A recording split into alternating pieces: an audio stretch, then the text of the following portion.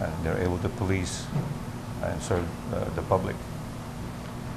Again, we learn from that as well when we bring back to San Francisco. And I heard that you donated some equipment to the PNP or to several stations, and I was talking to Lieutenant Eric Kema earlier, and he said that one of them even reported that one of the bulletproof vests that you gave him actually saved his life, because he was shot, and because of the bulletproof vest, I mean, he survived the assault. Can you tell us about this story? That's correct. We donate bulletproof vests. In addition to that, also helmets for riot control. The only details that I know that he wore the vests that were donated, and somehow he was engaged in some firefight, and he actually saved his life. By the way, these gentlemen are here on their own. Like, this is not care of the San Francisco government or not even the San Francisco Police Department. They're an official contingent of the San Francisco Police Department, but they're here on their own funds, on their own resources. Does this come out of your holiday leave or your sick leave, or no? It doesn't go that far. Well, this is from our vacation time. We take vacation time. This is vacation time? Yes, and then we come out here and we spend our time with our fellow PNP personnel. And what happened is, just before I left, some of the people at my news station asked me that, "Are you going on vacation?" I said, "Yes, I'm going to the Philippines to work with the PNP," and they asked what I was doing. And as soon as I mentioned what I was doing, a person, one of the officers went to his locker, emptied it out, gave me a lot of the equipment, and gave it to for this trip. And that's what we've been doing. Every time we come here, we ask our fellow police officers, we're leaving for the Philippines, what can you donate? And they donate a lot of stuff. So all of the equipment that you bring are donations from your fellow officers? That's correct. And all the expenses that come with the trip come out of your own account. What motivates you to do this, guys? I mean, I'll tell you, it's a very simple idea. You know, a police officer is a police officer anywhere. I'd work with anybody from the PNP anytime in San Francisco or here any day. So it's that bond, that police spirit that allows us to do that. But more importantly, it's just the idea that the Filipino people are so spirited and so generous. I can't think of a better place to bring our ideas and to share in these ideas. And you know, though I'm not Filipino, I work very hard to try to be Filipino every day.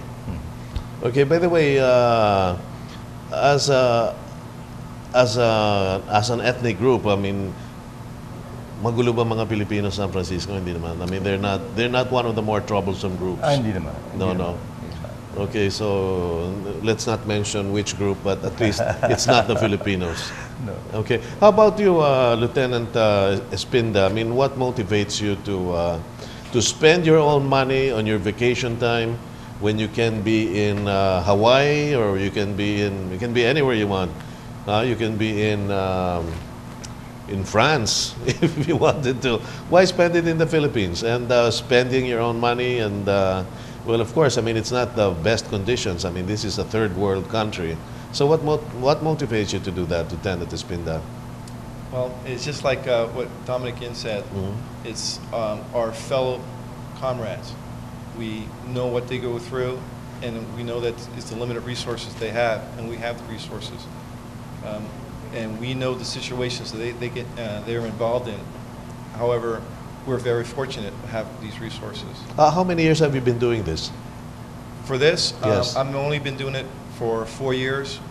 I got it invited in 4 years ago, and then it just said it gets into your blood. You can't stop. Sergeant Ian, how long have you been doing this?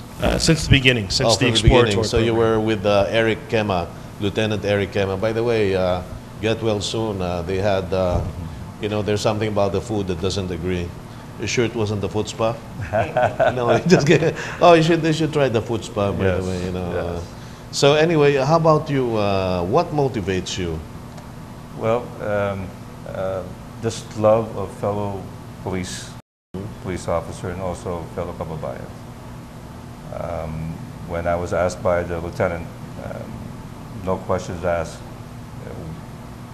when can I do it? How many years have you been doing this, by the way? Also 4 years. 4 years. Yes. I see. And can you tell us briefly, I mean, about, you were born and raised in the Philippines, and or you grew up in the States, and... Yes, I was born and raised in Manila. Okay. And my family, we went to the States when I was 12. Mhm. Came back at 16 and went to school. And after that, I went back to the States and have been there ever since. Okay. Because I was looking at your website, and then I saw one of the requirements to become a police officer in the San Francisco Police Department would be you have to be an American citizen.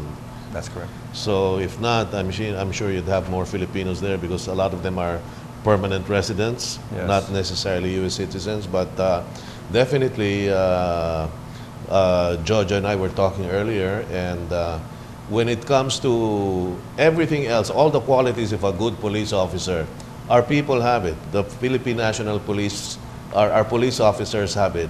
And in a way, you know, like, it's like the song New York, New York. If you can make it here, you can make it anywhere. Because here, if it rattles, you tie it up. If it's stuck, you put oil, and, you know, we survive on WD-40 and duct tape. That's so true. Okay, so anyway, Sergeant Ian, Lieutenant Espinda, and Police Officer Filamor will be back right after these few short reminders. Stay tuned.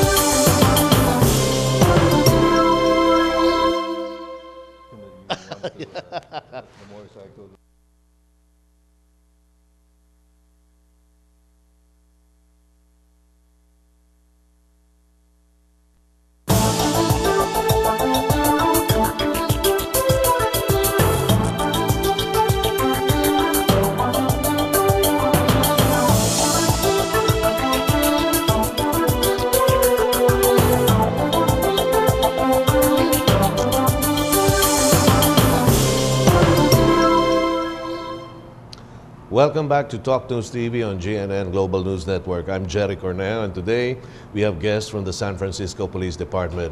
To my immediate left, we have, again, let me introduce them again to you, Police Officer Joseph Filamor.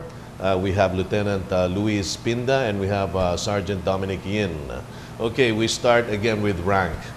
We go with the highest ranking officer in the group, and that's Lieutenant Espinda. What have you learned about our police force in the Philippines? Now that you've been coming here for the past 4 years, you've been spending like a week or two with different groups from neophytes to the generals. What have you learned, Lieutenant Espinda? I learned that they're very well organized and very disciplined. And also is that they're really into academics here. And it's really good to see this. And I'm enjoying and learning from them every time I come here. Have you, well, it's no secret. The police organization here, though the great majority of them are honest and good and upright and efficient, there are those rotten eggs, I guess, like in any organization, who's giving the Philippine National Police a bad name. But more and more, they have this image problem.